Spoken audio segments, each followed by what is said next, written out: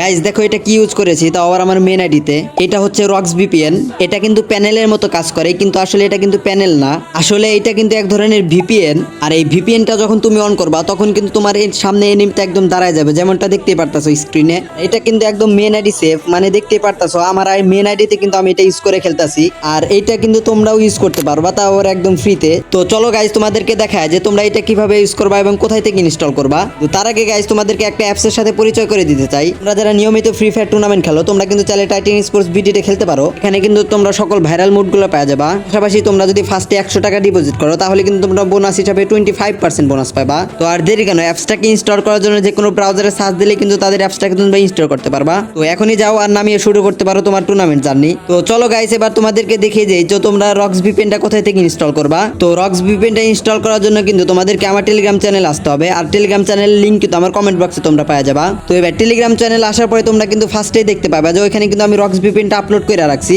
Simply ওইটার উপরে একটা ক্লিক দেয়া তোমরা কিন্তু রক্স ভিপিএনটা ইনস্টল করে নিবা।